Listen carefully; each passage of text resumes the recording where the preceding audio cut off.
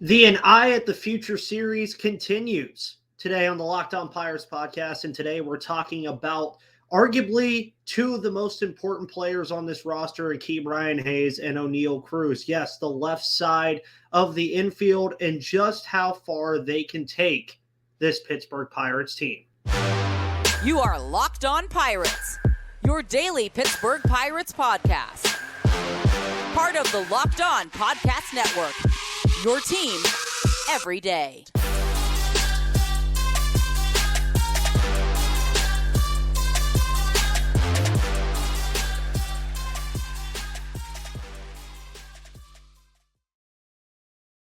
And welcome back, everybody, to the Locked On Pirates podcast here on the Locked On Podcast Network, where it's your team, your Pittsburgh Pirates every day. My name is Ethan Smith. You can see it right there on my lower third. I'm bringing you all of your news, analysis, opinions, and reactions of everything going on in the world of the Pittsburgh Pirates. And speaking of the world of the Pittsburgh Pirates, things have kind of simmered down a little bit since the Andrew McCutchen signing. So we're going back to the An Eye at the Future series that I started about 2 or 3 weeks ago. We've already talked about starting pitching. We've talked about first base and the questions that surround that position. We've talked about second base and the plethora of young options that they have available and the potential to potentially go get a veteran. But today's episode is going to arguably be the most important episode of the Eye at the Future series. It's a lot to try to say that sometimes.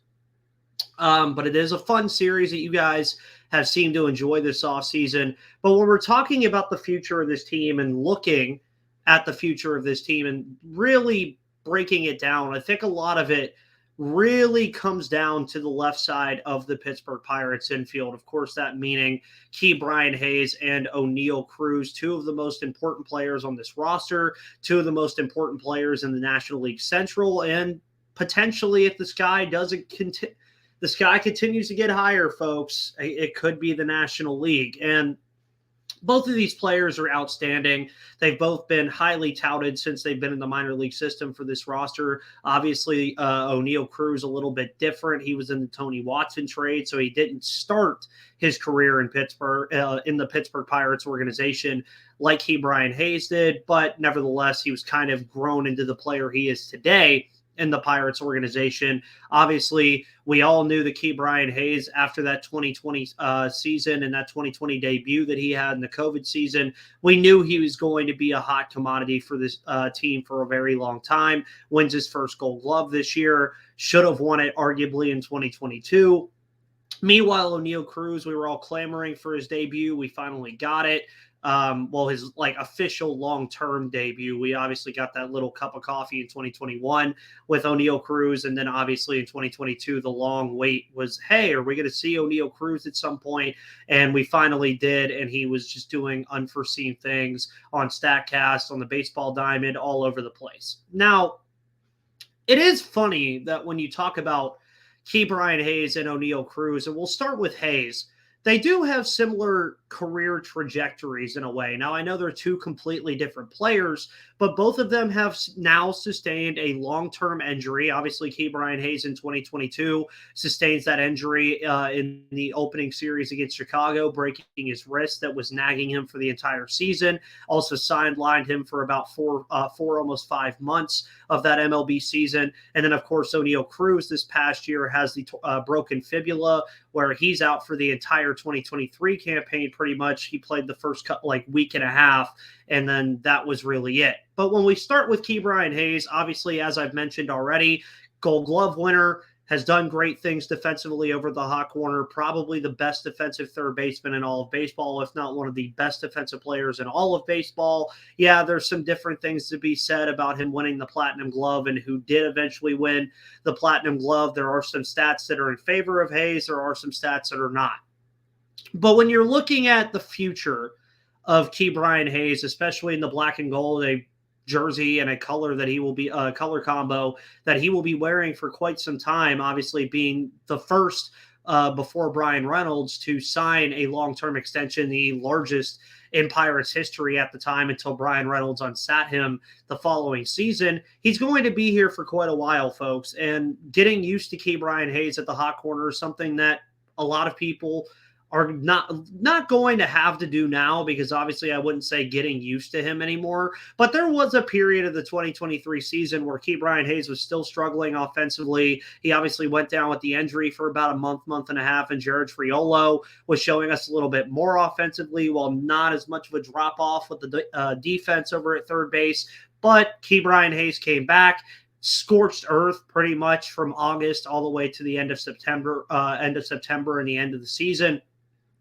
And that was really what we want to come and be accustomed to with Ke'Bryan Hayes. We want him to be that Gold Glove third baseman, but also make an impact in the lineup as well. And that was what he was able to do in the second half of the season. It was something that a lot of people were very surprised with, as something that a lot of people were very happy to see. It was really just something that a lot of people, was almost a sigh of relief to see Ke'Bryan Hayes finally break out and have that strong offensive stretch. Obviously ended the season with a 271 average, 15 home runs and 61 RBIs.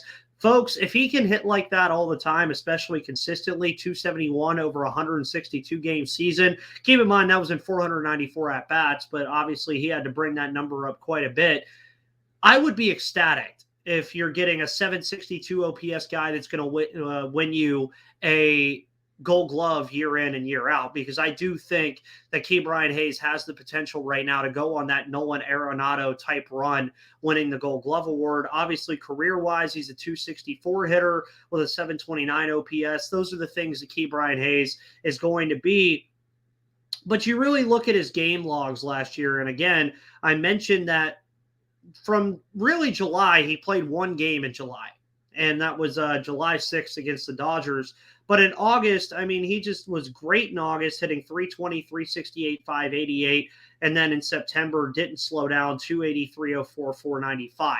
So when you see on this side of the screen where it says both need improvements in different areas, well, Ke'Bryan Hayes obviously doesn't need much improvement defensively. The guy can literally track the baseball and better than anybody else, and he's practically a magnet when he's doing it. I mean, there's nothing stopping him from stopping any ball that's going towards that direction of the hot corner, unless he's quite literally just not tall enough to get a ball that goes over his head, or just not tall enough to reach out for a ball that's perfectly placed in between him and Oneil Cruz. The biggest question mark that Ke'Bryan Hayes has always had was going to be the offense. Now, obviously, going back to that 2020 debut, he obviously had a phenomenal debut hitting the baseball. Tailed off a little bit in 2022. 2023 gets off to a slow start, although the Pirates got off to a great start. Gets the injury midseason, comes back in August, and man, he was just great. But I think the biggest question that we all have to ask for Ke'Bryan Hayes is, can he do that consistently over a 162-game season? And we're not asking for Ke'Bryan Hayes to be a 300 to 310 hitter with a 900 OPS. You're asking him to pretty much do what he did in the months of September and August, where he was around 290, almost 300, which again would be fine, but I'd even be okay with that final average that he got to 271. I would like to see the OPS just come up just a little bit. It was a 762. I'm not going to be mad about a 762 OPS, but if there's one thing we also know about Ke'Bryan Hayes and his offense, he knows how to put the bat on the ball. He was one of the unluckiest hitters in 2022 when it came to that metric. He was hitting the ball very hard. He was hitting the ball where it needed to go. It was just finding the hands of the defensive players in the outfield, or finding the hands of defensive players in the infield. But he had one of the best hard hit ball percentages in 2022 and 2023. I expect that to continue. And for Ke'Bryan Hayes, that's really only the biggest question mark in his game, is can he be an adequate weapon in this lineup consistently? That's really what the biggest question is going to be. And folks, there's nothing wrong with asking that at all. I mean, he is a 8-year extension guy that has won a Gold Glove now, but is he going to continue to get better? Is he going to continue to raise that batting average? Is he going to continue to put the ball over the fence like he did this past season with 15 home runs? Is that something that Ke'Bryan Hayes can continue to do? I personally think it is. I think it's something that in the offseason he's going to work on. Again, defensively, he doesn't have much else that he has to work on except just being consistent in that area too and limiting the errors, which he already does very well. And if he can continue to improve offensively, Ke'Bryan Hayes could end up being one of the best third basemen in all of baseball, folks. And that's just plain and simple. If you have a Gold Glove third baseman that could hit the baseball very well, he's going to be a highly touted third baseman. And guess what? Nolan Arenado was one of those. Manny Machado was one of those, although I don't know he has a Gold Glove under his belt or not from his Baltimore days, but he's still a very, very top-level defender. You look at Austin Riley, also a guy that can play some pretty good defense over at third base and can also hit the baseball. So that's what you want Ke'Bryan Hayes to turn into, and it's something that we're going to have our eyes on going forward in 2024. But as far as Oneil Cruz goes, he missed the entire 2023 campaign, and it was unfortunate for that because we had a glaring question about Oneil Cruz that we wanted to answer, and it's a question he's going to have to answer in 2024. And what are some of his expectations going into 2024 and beyond? We'll talk about that here in just a moment. But first, let's talk about FanDuel. Folks, FanDuel Sportsbook is your one place to do all of your sports betting this NFL season. And not only the NFL, but you also have the NBA, the NHL, and baseball not too far away. It's almost the new year. Spring training starts in March, so it's not too far away, but there's 2 weeks left in the NFL season, and you can score early with FanDuel, America's number one sportsbook, because right now new customers get $150 in bonus bets with any $5 money line bet. That's $150 if your team wins. So if you're confident in the Pittsburgh Steelers to ride the hot hand of Mason Rudolph this Sunday against the Seattle Seahawks, just bet $5 on it. If the Steelers win, you win $150. And if you've been thinking about joining FanDuel, there's no better time to get in on the action with the playoffs right around the corner. The app is super easy to use, and there's a wide range of betting options that include spreads, player props, over-unders, and more. So visit FanDuel.com/lockedon, that's LOCKEDON, and kick off the NFL postseason with FanDuel, because FanDuel is an official partner of the NFL and an official sponsor of the Locked On Podcast Network. And also, folks, if you can't get enough of seeing me, well, you can also see me on Lost, because Locked On has launched the first ever national sports 24/7 streaming channel on YouTube. Locked On Sports Today is here for you 24/7, covering the top sports stories of the day with the local experts of Locked On, plus our national shows covering every league. So go to Locked On Sports Today on YouTube and subscribe to the first ever national sports 24/7 streaming channel.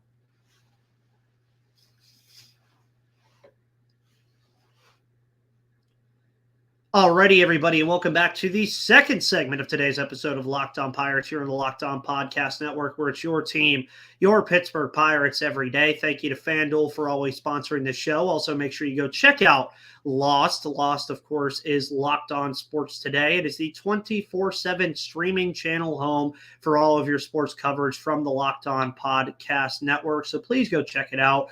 My shows are on there. Chris Carter's shows are on there from Locked On Steelers, Hunter Hody from Locked On Penguins. If you're a Cardinals fan, you can go check out JD Haffron from Locked On Cardinals. If you're a Reds fan, just for whatever reason tuning into the show, go check out Jeff Carr and Stephen Offenbaker over at Locked On Reds. And you can also find them on Locked On Sports Today streaming channel 24/7.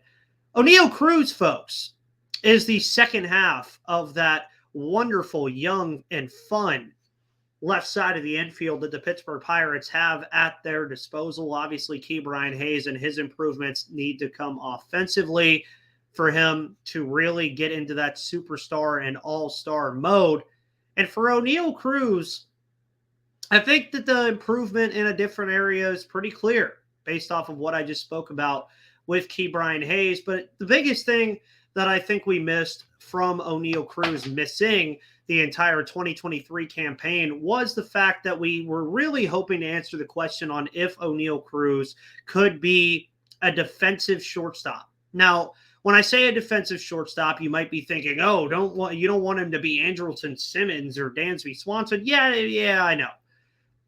But you wanted to make sure that he could play the position defensively every day. You got a little hint of it with that week and a half, almost 2 weeks that he played. He looked better in 2022 as the season continued defensively, but you didn't really get a very good sample size of Oneil Cruz at shortstop to see what kind of player he can be over there defensively. Now, the issues are obviously apparent. One, he's 6'7". That means his range is going to be absolutely insane, but there's still going to be some balls that he struggles to get to. Throwing the ball from shortstop to first was a big issue for Oneil Cruz, especially early on in his debut in 2022.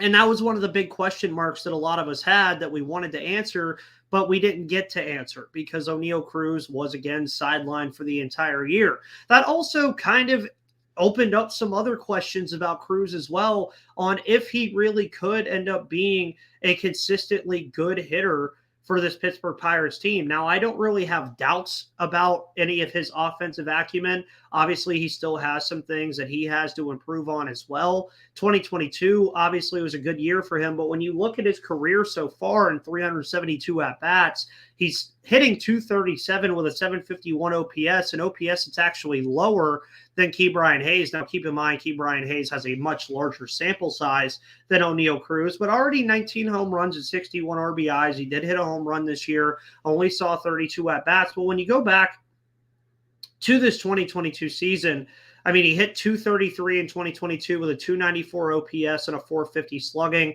obviously still only in 87 games. So we have not seen Oneil Cruz play an entire schedule yet. We have not seen what his bat is going to look like over the course of 162 games. We have not seen what his bat is going to look like over the course of a season where hitters are starting to learn how to pitch to him and what works against Oneil Cruz. And then on the flip side, again, we haven't learned, can he play defense adequately enough at the shortstop position? Now, I will say with what the Pirates currently have at their disposal, especially at second base, if shortstop is a big issue for Oneil Cruz defensively, you have guys like Liover Peguero or a Jared Triolo that can go over and move and play that position. But then you're also sacrificing the DH position or an outfield spot for Oneil Cruz and another experimental role. And I don't think for a guy that's as athletic as Oneil Cruz is, I don't think we want him to be diminished down to a DH role. If Oneil Cruz is ever a full-time DH, that means that the Pirates did not do something right with Oneil Cruz, or that means that Oneil Cruz is never fully developed into what we thought he would be. Now, I think he would still be one hell of a DH. Don't get me wrong, but I just don't think that limiting him to being a DH would be the wisest move. Now, if he can't play shortstop, obviously there's a massive hole in right field right now with Edward Olivares probably going to be the guy that's going to take it over, but even he is not that adequate defensively. And I don't think we want Joshua Palacios playing that position every day anymore, especially for a team that's looking to compete and looking to be a very good baseball team in 2024. Now, I don't doubt that Oneil Cruz can play that position as well. He's 6'7", has massive range, is absolutely speedy as heck, can move very fast, moves very fluidly with his body. Usually we just have to teach him how to slide a little bit better so that he doesn't hurt himself like he did in that collision with Seby Zavala. But these are all questions that we're going to have about Oneil Cruz going into 2024 because, again, they were not questions that we were able to answer or the organization were able to answer in 2023. Defense, I think, is going to be the biggest of the questions because I do think that Oneil Cruz and his just unrelenting talent and his raw talent that he has at the plate are just going to be too much for him to ever really fail at hitting the baseball at the major league level. Now, obviously, you'd like to see the average come up probably more to the 250, 260 range, just because that's the kind of hitter he is. He's a very, very good hitter, but he does struggle with off-speed pitches in the low below his knees, much like Aaron Judge does due to their height. He does suffer a little bit from fastballs up high as well, but these are things that Oneil Cruz is going to mature with and get better with age. Now, he's already 25, so you want to figure out a lot of these questions pretty quickly. You want to know, is he the shortstop for you? Is he the guy that is going to play that position every day? Is he the guy that can play that position every day and we have minimal worries about it? Now, obviously, I do think you're still going to have worries about it with him being the tallest shortstop arguably to ever play the position that I at least remember. But as long as he shows that he can be an average shortstop and an average defender at the position, I don't think there's much issue there with obviously Termarr Johnson behind the pipe, Jared Triolo, a very good defensive player, and Ke'Bryan Hayes standing right next to him. I think that'll work out fine for a guy like Oneil Cruz. But again, there's a lot of questions about Oneil Cruz still that a lot of people don't want to ask, and I'm here to ask them. Is he going to be consistently a good enough hitter? Can he hit 30 home runs a year? Is he going to be adequate enough defensively at shortstop? But outside of the shortstop question, these are really good questions to have because there's not too many times in the near past where we've asked about a Pirates hitter hitting 30 home runs. Oneil Cruz, I think, could hit 30 home runs in his sleep if he's healthy. That's one of the biggest things that you're going to have to watch with him. But these are all questions that we're going to have to watch moving forward. And not only in the near future, but the long-term future. What is his long-term longevity? Is he a guy that's going to suffer injuries just due to his body type? Is he a guy that could stay healthy and elevate himself to an all-star and a superstar level? These are questions that we're going to ask in the short term and the long term. And it's a question that the organization is going to ask as well in the short term and the long term, because a lot of us want to see Oneil Cruz get extended and be a Pittsburgh Pirate for a very long time. But if some of these questions don't get answered and he deals with injuries or he can't play shortstop and can't really play defense anywhere, where's the return on the investment? That's the biggest question that I think you have. Now, Oneil Cruz and Ke'Bryan Hayes are two of my favorite players, but these are valid questions to ask about both of them. And before we get to the third segment, how far can they take this team? Can they be leaders of this team? And what are their expectations in 2024 and beyond? We'll talk about that here in the final segment of today's episode of Locked On Pirates in just a moment.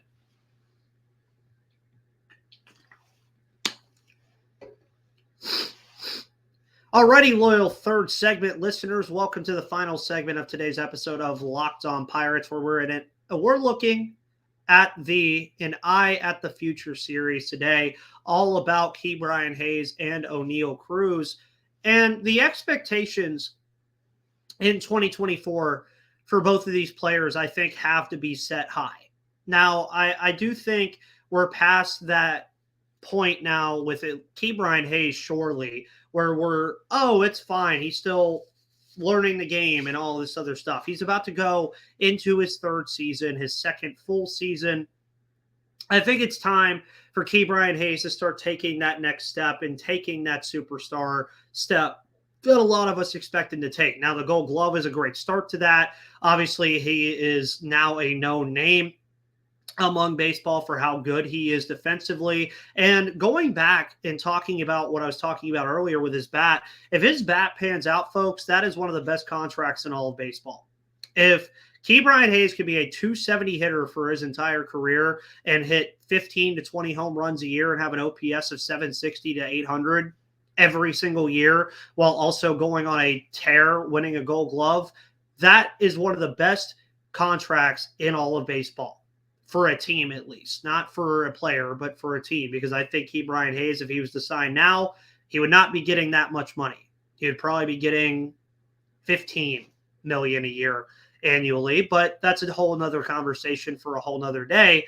But when you also look at Oneil Cruz, I mean, yeah, the expectations for him are very high, always have been high. And yeah, you could argue that his stats right now on his career that I mentioned earlier only really equate to one full season. So his, I think, are a little bit lower than Ke'Bryan Hayes for now, just because there's still a lot more questions that we need answered about Oneil Cruz. And there's still a lot of things that he has to learn and also prove that he can play a full season.